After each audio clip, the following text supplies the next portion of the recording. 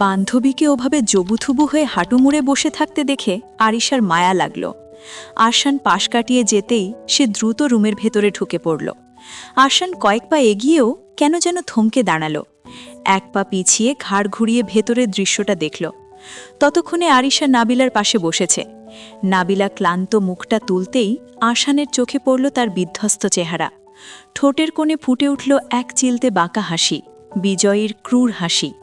চনমনে ভঙ্গিতে বিড়বিড় করে উঠল সে, ভাই জিতছেন। পরক্ষণে নিজেকে শুধরে নিয়ে দম্ভের সাথে বলল, না আরশান, তুই জিতে গেছিস। বউটা তোর ভারী সুন্দরী, একটু জেদি রাগী, তাতে কি, সব সামলে নেব। কথা শেষ করেই চলে গেল সে। এদিকে আরিশা আদুরে স্বরে ডাকল, নাবিলা। নাবিলা মাথা তুলে টাকালো, চোখ দুটো লাল। আরিশার ভীষণ খারাপ লাগল। গতকাল সে কিছুই করতে পারেনি। হ্যাঁ, নাবিলাকে ভাইয়ের বউ বানাতে পেরে খুশি হয়েছিল, কারণ অনেক আগে থেকেই সে চাইতো নাবিলা তার ভাইয়ের বউ হোক, কিন্তু এমন জোর জবরদস্তি সে কখনো চায়নি। নাবিলা শান্ত স্বরে বলল, তোর জানোয়ার ভাইটা আমার জীবন শেষ করে দিয়েছে। আরিশা হালকা স্বরে বলল, এভাবে বলিস না নাবিলা, ভাইয়া ভীষণ ভালো। খবরদার, আমার সামনে ভাইয়ের চামচাগিরি করতে আসবি না, এখান থেকে যা, তোকেও সহ্য হচ্ছে না আর। আরিশাও ফ্লোরে পা ভাঁজ করে বসে পড়ল। নাবিলার কাঁধে হাত রেখে আহত স্বরে বলল, এভাবে বলিস না দোস্ত, আমি কি করেছি? নাবিলা উত্তর দিল না, আবার হাঁটুতে মাথা গুজে বসে রইল। কিছুক্ষণ পর বিড়বিড় করে বলল, বাবাকে খুব মিস করছি। বাবা নিশ্চয়ই বিষয়টা জানলে আমার ওপর রাগ করবে। আরিশার বুক ভার হয়ে এলো। নাবিলার বাবা নাজমুল হোসেন ভীষণ ভদ্র ও সৎ মানুষ। বাড়ি সিলেটে, পেশায় সরকারি স্কুলের শিক্ষক। গ্রামে একাই থাকেন, নাবিলার মা নেই। নাবিলা আর তার ছোট ভাই নাদিমকে ছোট থেকেই মানুষ করেছেন তিনি। নাবিলা কখনো বাবার অবাধ্য হয়নি, কিন্তু গতকাল যা হয়েছে সেটা যদি তার বাবা জানতে পারেন, তাহলে হয়তো আর কখনোই মেয়ের সঙ্গে কথা বলবেন না। মানুষটার আত্মসম্মান প্রবল। উপরন্তু নাবিলার শ্বশুর শাশুড়িও এই বিয়েতে রাজি নন। আরিশা দীর্ঘশ্বাস ফেলল, বলল, ভাইয়াকে বলবো আঙ্কেলের সাথে কথা বলতে। নাবিলা কাপা স্বরে বলল, বাবা নিশ্চয়ই চিন্তায় আছে। আমার ফোনটাও কোথায় জানি না, না জানি কতবার কল দিয়েছে। দাঁড়া, আমি আমার ফোনটা নিয়ে আসছি বলি আরিশা দ্রুত বেরিয়ে গেল। কিছুক্ষণ পর ফিরে এসে বলল, এই নে, আঙ্কেলকে কল দে। নাবিলা তাকালো। তারপর কথা বল। কি বলবো? আমার বিয়ে হয়ে গেছে বাবা। একটা চর মারার অপরাধে এমপি আরশান শাহ আমাকে বিয়ে করেছে, এটাই বলবো। আরিশা চুপ হয়ে গেল। নাবিলাম লাভ হেসে বলল, লেখাপড়াটাও তো আর হবে না। তোর ভাই যা করল, বাইরে মুখ দেখাতেও লজ্জা লাগবে। আরিশা মাথা নিচু করে বলল, আঙ্কেলকে বুঝিয়ে বললে উনি মেনে নেবেন দোস্ত, এমন টেনশন নিস না। আর ভাইয়া এমন নয়, তোকে ভার্সিটিতে যেতে দেবে। নাবিলা ধীরে বলল, একেবারেই ছেড়ে দিতে বলে দিস। তারপর শূন্য চোখে তাকিয়ে রইল বিশাল বারান্দার দিকে। শুধু বারান্দা নয়, পুরো ঘরটাই বিশাল এবং সম্পূর্ণ সাউন্ড প্রুফ। বাইরের কোনো শব্দ ভেতরে ঢোকে না, ভেতরের কোনো চিৎকারও বাইরে যায় না। এই শাহভিলার বিশালত্ব শুধু আরিশান তরুণ এমপি বলেই নয়, এর শিকড় অনেক গভীরে। আরিশানের দাদা সালাউদ্দিন শাহ ছিলেন প্রভাবশালী স্বরাষ্ট্রমন্ত্রী। তার 3 পুত্র, আলাউদ্দিন, শফিউদ্দিন এবং মহিউদ্দিন। বড়জন আলাউদ্দিন শাহ ব্যবসায় মন দিয়েছেন, ছোটজন মহিউদ্দিন শাহও ব্যবসায়ী। ইম্পোর্ট এক্সপোর্ট থেকে শুরু করে বিশাল ওয়াশিং প্লান্ট, দেশ জুড়ে তাদের ব্যবসা বিস্তৃত। মাঝেরজন শফিউদ্দিন শাহ বিদেশে পরিবার সহ থাকেন, পেশায় ডাক্তার। তার 2 ছেলেও ডাক্তার। মহিউদ্দিন শাহের এক ছেলে, সেও ব্যবসার সাথে যুক্ত। শুধু আরিশানের রক্তে বইছে দাদার রাজনৈতিক উত্তরাধিকার। ব্যবসার চেয়ে ক্ষমতার রাজনীতি তাকে বেশি টানে। দাদার তেজ যেন তার ধমনীতে টকবক করে। দাদার পদ এখনো পায়নি, তবে এমপি হয়েছে, আর সেই উচ্চ পদে পৌঁছতে তার সময় লাগবে না। আরিশা নিচু গলায় ডাকল, নাবিলা। নাবিলা তপ্ত নিঃশ্বাস ফেলে বলল, তোর ভাই কি সবসময় এমন? হার জিত ছাড়া কিছু বোঝে না? মেয়েদের জীবন কি এভাবেই নষ্ট করে? আরিশা মিনমিনে স্বরে বলল, ভাইয়া কখনো কোনো মেয়ের দিকে তাকায়নি। গতকালের বিয়েটাও করতে চাইছিল না, তাই আমাকে বলির পাঠা বানালো। তুই ফাহিমের কথা ভুলে গেছিস? চমকে উঠল আরিশা। ফাহিম নাবিলার প্রেমিক, 6 মাস ধরে সম্পর্কে আছে তারা। ভার্সিটির সিনিয়র, নাবিলাকে ভীষণ ভালোবাসে। ঠিক তখনই রুমে ঢুকলেন মনিকা শাহ। আরিশার ছোট চাচি, শান্ত ও নম্র স্বভাবের মানুষ, তিনি বললেন, এ কি মা, এভাবে ফ্লোরে বসে আছো কেন? ঠান্ডা লেগে যাবে। তিনি নাবিলাকে তুলতে চাইলেন। নাবিলা উঠল না। মনিকা শান্ত স্বরে বললেন, তোমার সাথে অন্যায় হয়েছে মা, কিন্তু এভাবে নিজের ক্ষতি করো না, স্ট্রং থাকতে হবে। নাবিলা ধীরে উঠে দাঁড়ালো। বাড়ির পরিবেশ থমথমে। বিয়েবাড়ির পরদিনও অস্বস্তিকর নীরবতা, শুধু সার্ভেন্টরা নিজেদের কাজে ব্যস্ত। আরিশান 3 তলা থেকে নিচে নামছে, তার প্রতিটি পদক্ষেপে শীতল দম্ভ। আজ সচিবালয়ে গুরুত্বপূর্ণ রুদ্ধদ্বার বৈঠক। স্বরাষ্ট্র প্রতিমন্ত্রীর কক্ষে চূড়ান্ত হবে মনোনয়ন ও বিরোধী পক্ষ দমনের পরিকল্পনা। নিচে নামতেই পিয়াস এগিয়ে এলো। স্যার, গাড়ি রেডি, পতাকা লাগানো হয়েছে, মাস্টার সাহেবের ফাইলও প্রস্তুত। আজই পুরনো নাশকতার মামলা রিওপেন হবে। আরিশান কিছু বলল না। কালো চশমা মুছে বিএমডব্লিউর দিকে এগোলো। গাড়িতে উঠে পেছনের সিটে হেলান দিল। সামনে পেছনে পুলিশের সাইরেন বাজানো এসকর্ট গাড়ি। রাস্তা কাঁপিয়ে ছুটছে তরুণ এমপির বহর। সচিবালয়ের ভিআইপি করিডোর দিয়ে হাঁটার সময় অনেকে কুর্নিশ করল। বয়স কম, কিন্তু রক্তে উত্তরাধিকার। গতকালের ঘটনা নিয়ে ফিসফিস চলছে। হঠাৎ নাবিলার বিধ্বস্ত মুখ ভেসে উঠল তার মনে। গতকালের সেই চুমুর কথা মনে পড়তেই ঠোঁটে অদ্ভুত হাসি ফুটল। প্রথমবার কোনো মারিকে স্পর্শ করেছে সে। তাকে হাসতে দেখে পিয়াস অবাক হল। হয়তো আজকের বৈঠকেই উঠবে সেই আলোচনার বিষয়। সচিবালয়ের কনফারেন্স রুমের আবহাওয়া আজ বেশ তপ্ত। স্বরাষ্ট্র প্রতিমন্ত্রী মুজাফফর হোসেনের কপালে চিন্তার ভাঁজ। আরশান তার সামনে হেলান দিয়ে বসে আছে, যেন গতকালের সেই বিশাল কেলেঙ্কারি তার কাছে কোনো বিষয়ই নয়।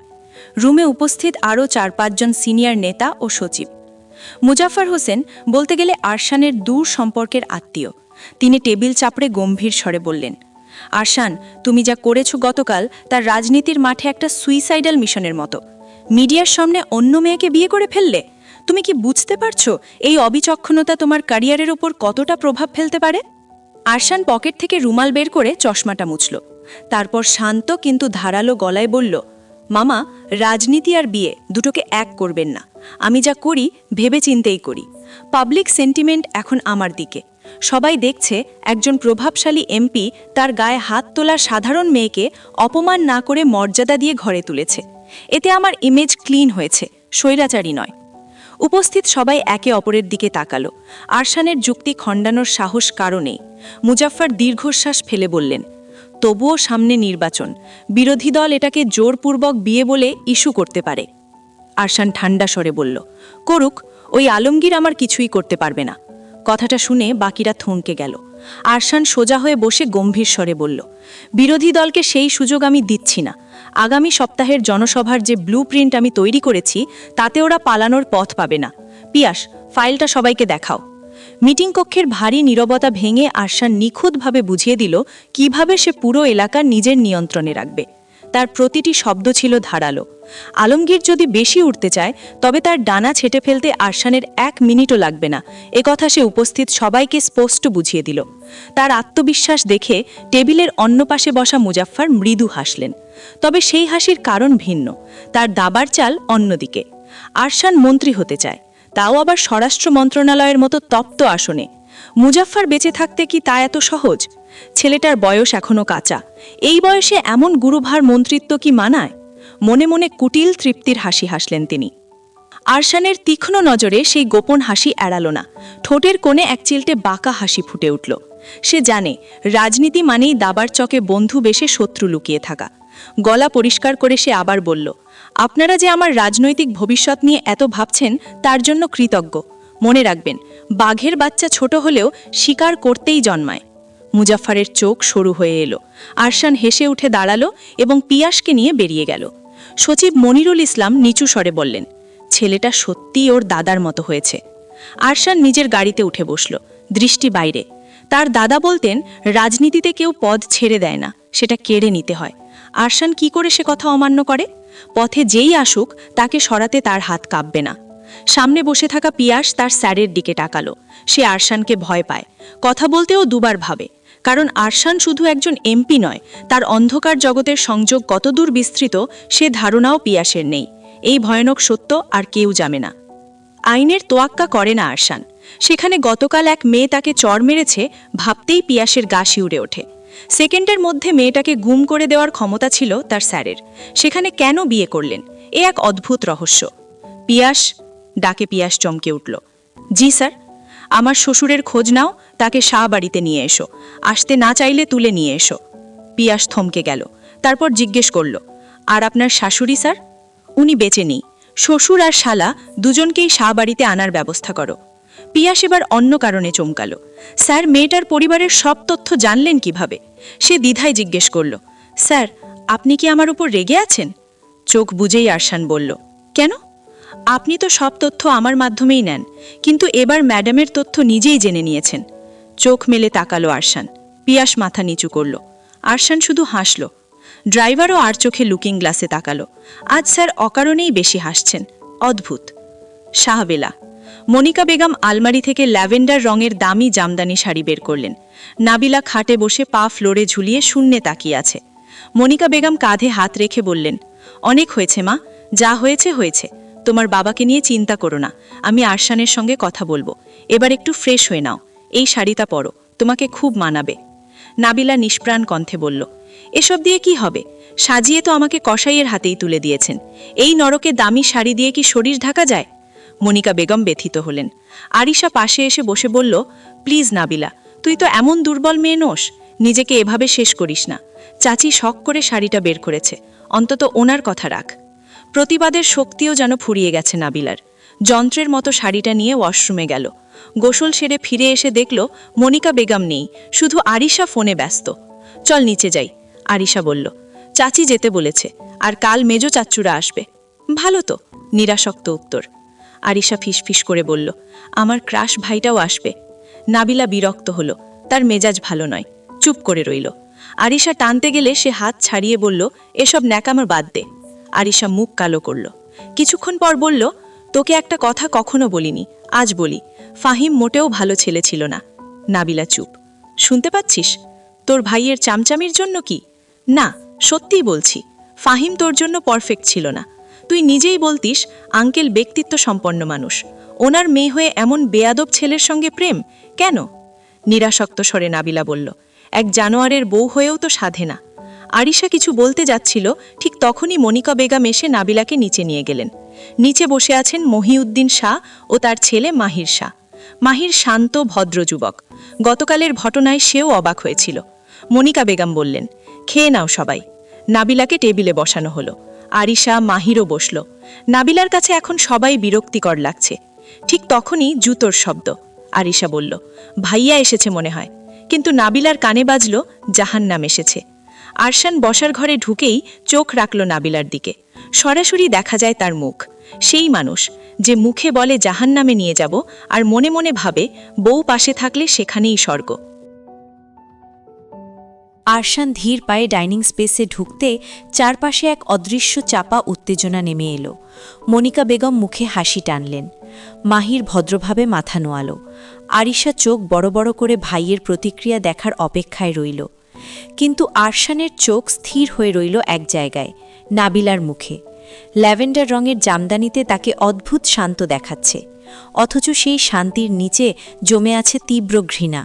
সে একবারও চোখ তুলে তাকালো না, যেন আরশান তার কাছে অস্তিত্বহীন। চেয়ারে বসতে বসতে আরশান স্বাভাবিক গলায় বলল, সবাই খাচ্ছেন তো? আমার জন্য অপেক্ষা করার দরকার ছিল না। মনিকা বেগম দ্রুত বললেন, আমরা তো এমনিতেই বসেছিলাম বাবা, তুই হাত মুখ ধুয়ে আয়। হয়ে গেছে। নাবিলা ঠান্ডা গলায় বলে উঠল, আপনি কি সবসময় এমন অভিনয় করেন, নাকি শুধু বাড়ির সামনে? টেবিলে কাটা চামচের শব্দ থেমে গেল। মাহির হালকা কাশল। আরিশা চোখ নামিয়ে ফেলল। মনিকা বেগম অস্বস্তিতে বললেন, নাবিলা মা? না আন্টি, বলতে দিন। নাবিলা এবার সরাসরি তাকালো আরশানের দিকে। বাইরে সবাইকে দেখাচ্ছেন আপনি আমাকে মর্যাদা দিয়েছেন, অথচ আমার বাবাকে তুলে আনার অর্ডার দিচ্ছেন। এক মুহূর্তের জন্য মাহির বিস্ময়ে ভাইয়ের দিকে তাকালো। আরিশার চোখ কপালে উঠল। আরশানের ঠোঁটের কোণে ক্ষীণ হাসি ফুটল। খবর দ্রুত পৌঁছায়, তাই না? ভয় দেখাতে ভালোবাসা পাওয়া যায় না মিস্টার শাহ। আরশান কাঁধে হেলান দিল। ভয় দেখাচ্ছি কে বলল? আমি শুধু নিরাপত্তা নিশ্চিত করছি। অপহরণকে আপনি নিরাপত্তা বলেন? মনিকা বেগম এবার কঠোর গলায় বললেন, আরশান, এটা কি সত্যি? আরশান মায়ের দিকে তাকিয়ে শান্ত স্বরে বলল, আব্বুর পুরনো শত্রুরা এখনও সক্রিয়। ওনার শ্বশুর আর শালা বাইরে থাকলে ওদের ব্যবহার করে আমাকে চাপ দিতে পারে, আমি সেটা হতে দেব না। মাহির বলল, ভাইয়া, আগে আমাদের জানালে ভালো হতো। আরশানের চোখ এক মুহূর্তে ঠান্ডা হয়ে গেল। সব সিদ্ধান্ত জানিয়ে নিতে হয় না মাহির।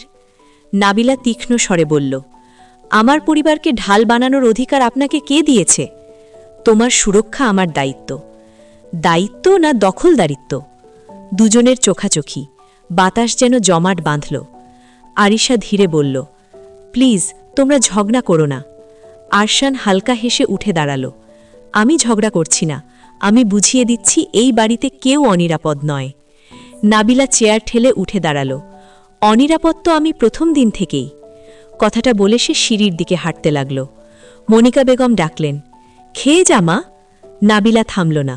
আরশান কয়েক সেকেন্ড তাকিয়ে রইল, তারপর ধীর পায়ে তার পিছু নিল। উপরে গিয়ে দেখল নাবিলা বারান্দায় দাঁড়িয়ে।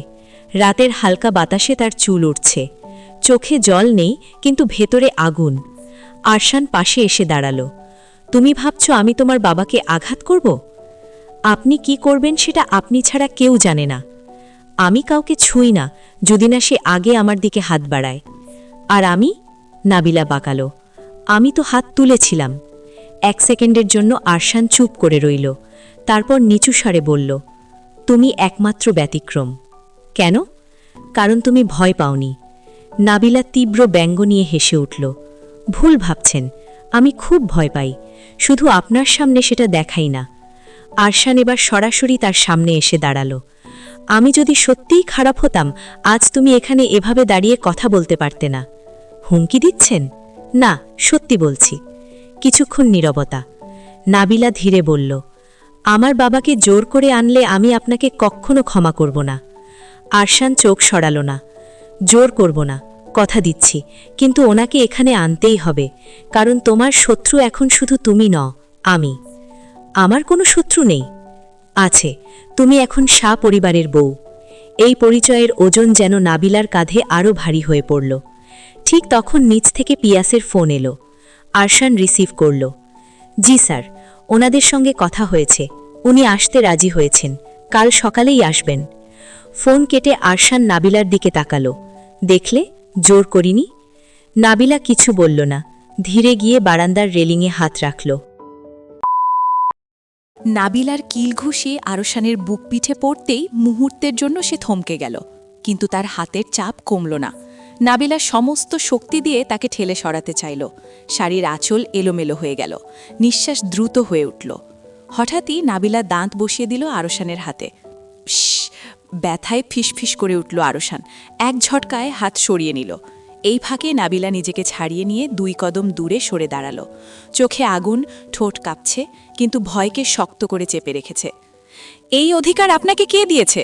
আরশান আহত হাতের দিকে একবার তাকিয়ে আবার নাবিলার দিকে চাইল, চোখে বিস্ময় আর রাগের মিশেল। অধিকার? আপনি আমার স্ত্রী। কাগজে কলমে হলেই স্বামী হওয়া যায় না। সম্মান দিতে জানেন? সম্মতি বলতে কিছু জানেন? কথাগুলো যেন ছুরি হয়ে বিঁধল আরশানের অহংকারে। সে আবার এগোতে চাইল, কিন্তু নাবিলা এবার দৃঢ় কণ্ঠে বলল, আর এক পা এগোলে আমি চিৎকার করব। রুমের নিস্তব্ধতা ভারী হয়ে উঠল। কয়েক সেকেন্ড দুজনেই একে অপরের চোখে চোখ রেখে দাঁড়িয়ে রইল। আরশান ধীরে গভীর শ্বাস নিল, তার বুক ওঠানামা করছে। এত বছর রাজনীতির মাঠে শত শত্রুর সামনে দাঁড়িয়ে কখনো পিছু হটেনি সে, অথচ আজ এক মেয়ের সামনে নিজেকে অদ্ভুতভাবে আটকে যেতে হচ্ছে। সে হঠাৎ ঘুরে গিয়ে জানালার পাশে দাঁড়াল, পেছন ফিরে বলল, আপনি ভাবছেন আমি জোর করে সবকিছু আদায় করব? নাবিলা চুপ। হ্যাঁ, আমি জোর করেই আপনাকে বিয়ে করেছি, কারণ আমি যা চাই তা পাই। কিন্তু সে থামল, কণ্ঠস্বরে প্রথমবারের মতো খানিক দ্বিধা। কিন্তু আমি জোর করে ভালোবাসা চাই না। নাবিলা বিস্ময় তাকালো, এই মানুষটার ভেতরেও কি এমন কোনো বাক্য লুকিয়ে থাকতে পারে? আরশান আবার ঘুরে দাঁড়ালো, চোখ দুটি এখনও কঠিন, তবে আগের মতো আগুন ঝরছে না। আপনি আমাকে ঘৃণা করেন জানি, কিন্তু মনে রাখবেন আমি আপনাকে আঘাত করতে চাইনি। আপনি আমার জীবনটাই বদলে দিয়েছেন, এটা আঘাত না? নাবিলার কণ্ঠ এবার ভেঙে এলো। আমার স্বপ্ন ছিল নিজের মতো করে পড়াশোনা করব, কেরিয়ার গড়ব। বিয়ে, সেটা আমি নিজের ইচ্ছায় করতাম। আপনি সব কেড়ে নিয়েছেন। কথাগুলো শুনে আরশানের মুখ শক্ত হয়ে গেল। তার মাথার ভেতর পুরনো স্মৃতিগুলো ঘুরে উঠল। নিজের শৈশব, উপেক্ষা, একাকিত্ব। সে ধীরে বলল, আপনি ভাবছেন আমি খুব সুখে বড় হয়েছি? আমার ইচ্ছেগুলো কেউ কোনোদিন জিজ্ঞেস করেছে? নাবিলা চুপচাপ শুনছে। আমি ছোটবেলা থেকেই যা থেয়েছি তা নিজেই ছিনিয়ে নিয়েছি, কারণ কেউ দেয়নি। আপনাকে প্রথম দিন দেখেই মনে হয়েছিল। সে বাক্য শেষ করল না। রুমের বাতাস ভারী হয়ে আছে। বাইরে করিডোরে কারোর পায়ের শব্দ নেই। নাবিলা আস্তে বলল, আপনি আমাকে মানুষ হিসেবে দেখুন, সম্পত্তি হিসেবে নয়। তাহলে হয়তো একদিন আমি নিজেই আপনাকে স্বামী বলতে পারবো। আরশান স্তব্ধ। এই প্রথম কেউ তার সামনে শর্ত রাখল, ভয় না পেয়ে। কয়েক মুহূর্ত পর সে সরে গিয়ে দরজার দিকে ইশারা করল। আপনি চাইলে আজ থেকে এই রুমের অর্ধেক আপনার, আমি জোর করব না। নাবিলা অবিশ্বাসের চোখে তাকালো। বিশ্বাস না হলে দরজা খুলে রাখতে পারেন। তার কণ্ঠে অহংকারের সঙ্গে অদ্ভুত এক ক্লান্তি মিশে আছে। নাবিলা ধীরে ধীরে বিছানার পাশে গিয়ে দাঁড়ালো। বুকের ভেতর ধুকপুকানি এখনও থামেনি, কিন্তু আগের মতো আতঙ্কও নেই। আরশান টেবিল থেকে ফোন তুলে নিল। বের হওয়ার আগে থেমে বলল, আমি খারাপ মানুষ হতে পারি, কিন্তু আপনার চোখের ভয়টা, সেটা সহ্য হয় না। দরজা খুলে সে বেরিয়ে গেল। রুমে একা দাঁড়িয়ে রইল নাবিলা। তার হাত এখনও কাঁপছে, ঠোঁটে ব্যথা টের পাচ্ছে, কিন্তু মনে কোথাও যেন অদ্ভুত এক দ্বন্দ্ব জন্ম নিচ্ছে। বন্ধুরা, পরের অধ্যায় মিস না করতে চাইলে এক্ষুনি সাবস্ক্রাইব করে রাখো এবং কমেন্টে জানাও পার্ট 2।